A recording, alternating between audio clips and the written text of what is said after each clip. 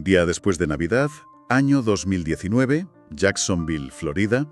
Una mujer entra en la casa de su mejor amiga porque no responde a los mensajes ni a las llamadas desde la mañana de Navidad.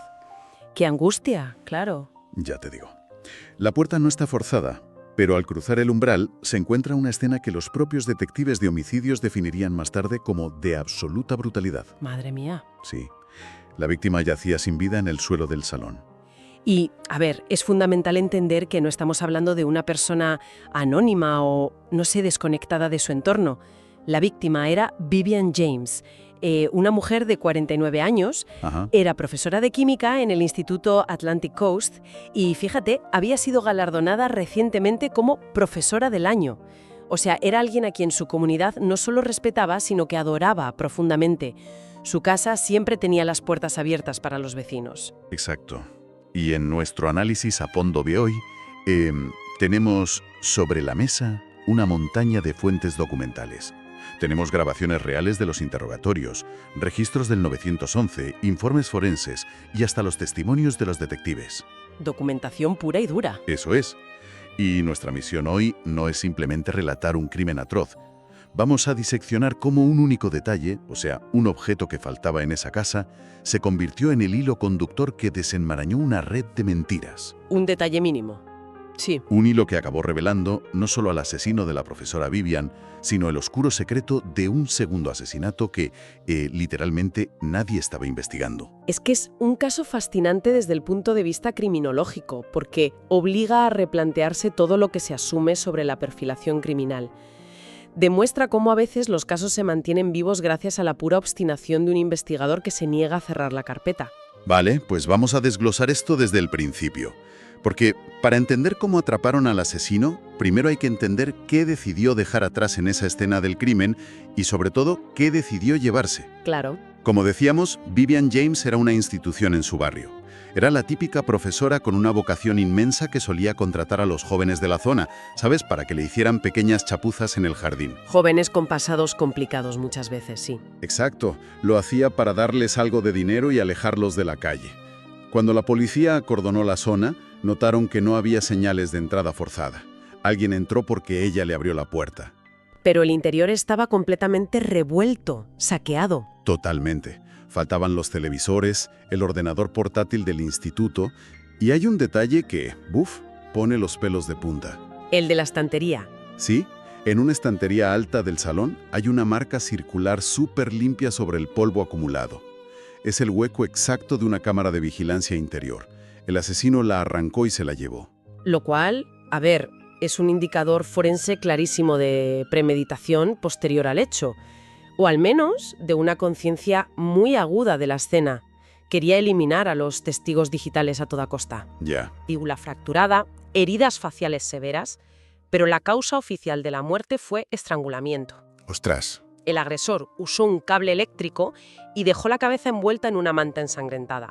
Es un crimen inmensamente personal que, paradójicamente, intenta disfrazar a última hora como un robo chapucero. Pero, espera. Aquí tengo que hacer una pausa porque no lo entiendo. Dime. Si este criminal tiene la frialdad suficiente para arrancar una cámara de seguridad con el objetivo de no dejar rastro digital, Sí. ¿por qué comete un error tan colosal a continuación? Porque la puerta del garaje estaba cerrada, pero el coche de Vivian, un Toyota Camry azul oscuro, había desaparecido. Claro. Sabía que la policía iba a emitir una orden de búsqueda.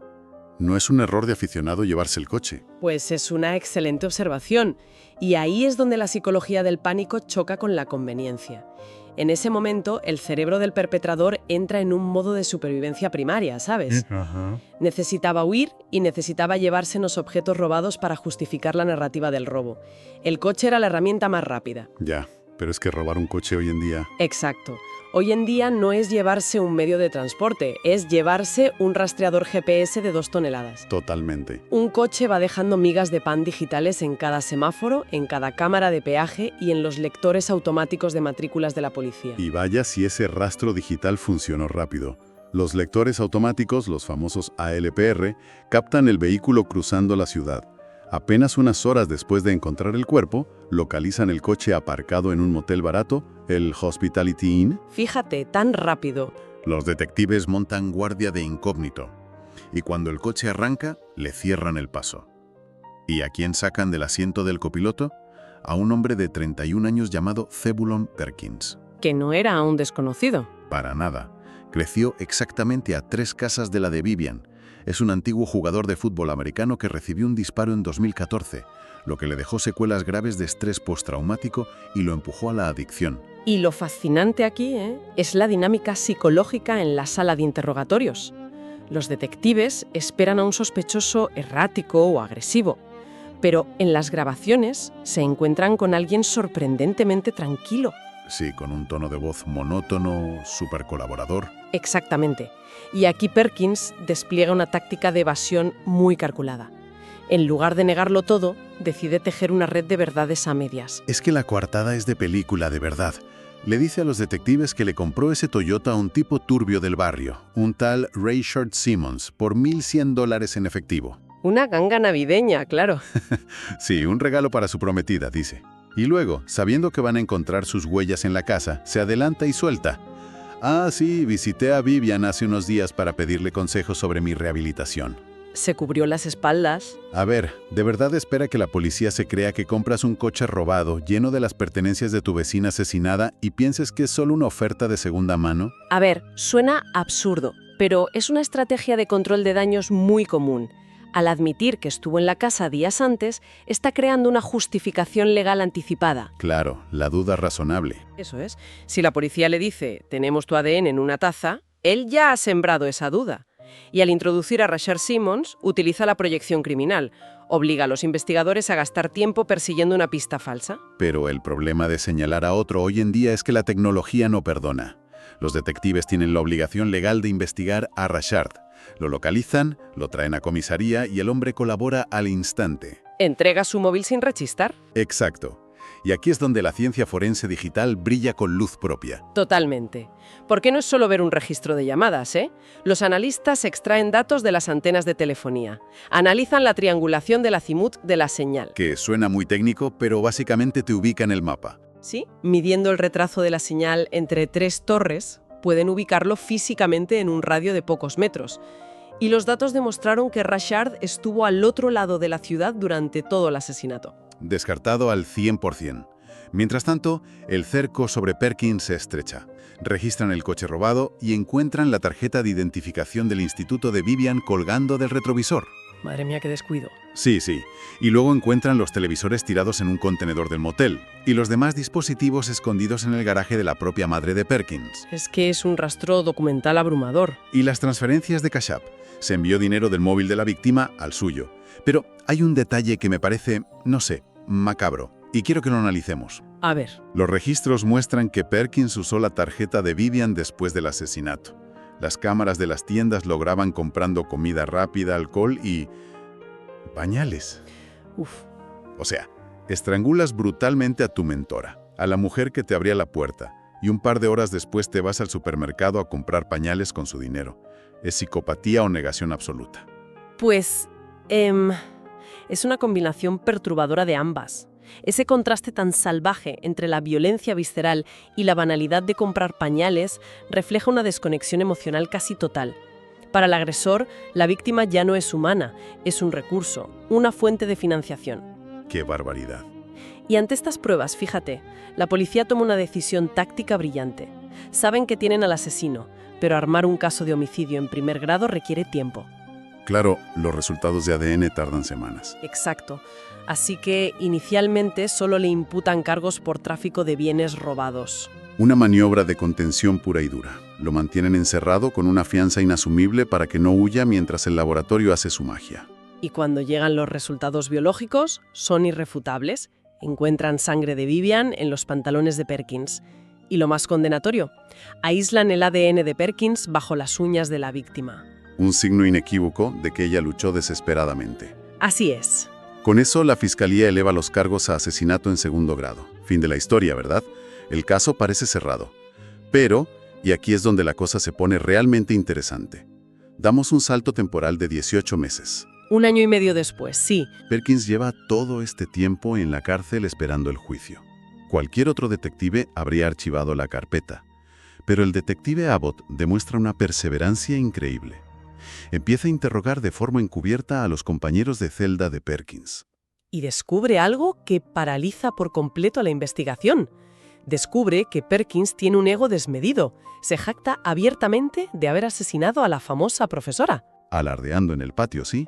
Pero el terror llega cuando a varios informantes les confiesa, entre risas, que Vivian James no fue su primera víctima. Ostras, les habla de otra mujer, alguien a quien llamaba Cricket. Perkins cuenta en la celda que estranguló a esta mujer en un motel porque, cito textualmente, hizo algo mal y lo enfadó. Escalofriante. Y aquí me asalta una duda inmensa.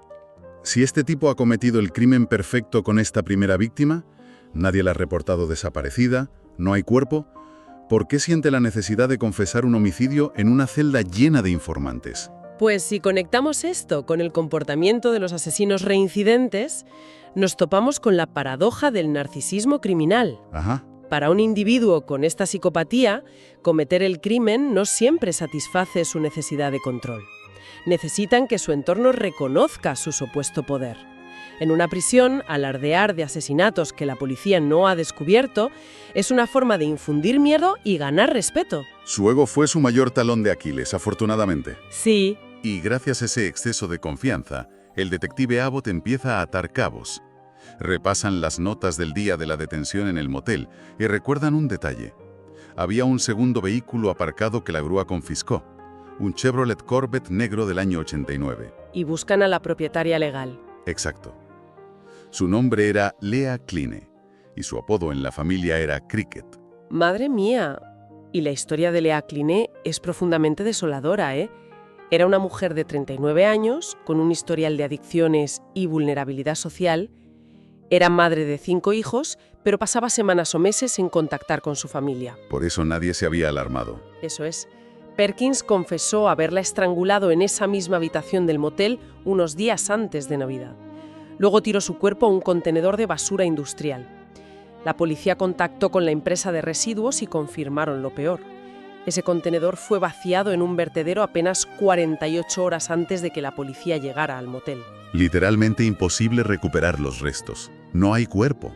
Eso significa que no hay autopsia, no hay escena del crimen para buscar evidencias, no hay nada tangible. Nada. Y aún así, la Fiscalía sigue adelante. Es un esfuerzo legal y analítico monumental, ¿eh? Lograr una condena por asesinato sin cadáver requiere demostrar lo que en derecho anglosajón llaman un vacío de vida. Un vacío de vida, claro. El equipo del detective Abbott tuvo que reconstruir meticulosamente la inexistencia absoluta de Leah Kline en la sociedad, a base de citaciones judiciales incesantes. Demostrar que no saca dinero, que no va al médico. Eso es, auditar cuentas bancarias, el seguro médico, la seguridad social. Hay que convencer al jurado de que la única explicación de por qué ha dejado de generar datos es porque ha sido asesinada. ¡Qué barbaridad! Y lo lograron cuadrar de forma magistral, cruzando toda esta ausencia de vida con el registro de su teléfono móvil, cuya señal desapareció abruptamente en la red que cubría el motel de Perkins. Es un trabajo policial fascinante. Pero la aparición de Leah no solo suma una segunda víctima, en realidad es la piedra angular que termina de darle sentido a la única pieza que no encajaba, el motivo real por el que fue asesinada Vivian. La cronología de los hechos. Exacto. Perkins asesina a Leah en el motel. Entra en pánico y en su mente fracturada decide buscar refugio en la antigua vecina que siempre le escuchaba. Llama a la puerta de Vivian el día de Navidad para confesarle el asesinato, buscando consuelo o tal vez dinero para huir. Y la respuesta de Vivian, según los indicios, fue firme e inquebrantable, consecuente con sus principios. Le dejó claro que no iba a ser cómplice y le exigió que se entregara a las autoridades inmediatamente. No le dio la coartada moral que él buscaba. No. Y sintiéndose acorralado, Perkins reacciona con una frialdad letal. La ataca por la espalda y la estrangula utilizando el mismo método que había empleado con Leah. Una ironía trágica y, la verdad, descorazonadora. La compasión inagotable de Vivian, su disposición a mantener la puerta abierta para un joven con problemas, eso fue exactamente lo que atrajo la oscuridad a su salón. Totalmente. Si simplemente no hubiera abierto la puerta o hubiera llamado a la policía, hoy seguiría dando clases de química. Y esto plantea una pregunta importante a nivel sociológico. Hablamos de la frontera invisible entre mantener la confianza comunitaria y reconocer señales de alerta. Los depredadores violentos no suelen atacar al azar. Gravitan hacia personas empáticas, ¿no? Exacto. Buscan a quienes crean espacios seguros porque saben que esas personas dudarán antes de llamar a la policía. Vivian probablemente miraba a Perkins y seguía viendo al adolescente asustado, y no vio a tiempo al adulto impredecible en el que se había convertido. Un recordatorio sombrío de que conocer a alguien de toda la vida no garantiza tu seguridad hoy. Así es. Y bueno, el desenlace legal refleja la contundencia de las pruebas. Ante una evidencia digital y forense tan abrumadora, el gran jurado de Florida lo imputa por doble asesinato en primer grado, lo que abría la puerta a la pena de muerte.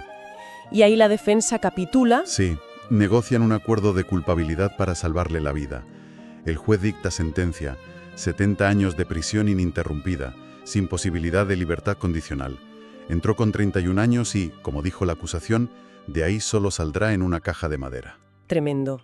Lo que hiela la sangre es que, en su turno de última palabra, Perkins dio un discurso errático, lleno de excusas incoherentes, sin mostrar la más mínima onza de remordimiento por Vivian ni por Leah. Y bueno, la resolución final de este expediente subraya una lección operativa fundamental, el valor incalculable que tiene el trabajo policial minucioso y perseverante. El detective Abbott. Sí. Si Abbott se hubiera dado por satisfecho con esa primera condena por robo, si no hubiera rastreado las fanfarronadas de Perkins año y medio después, la existencia de Leah Klein habría sido borrada sin consecuencias.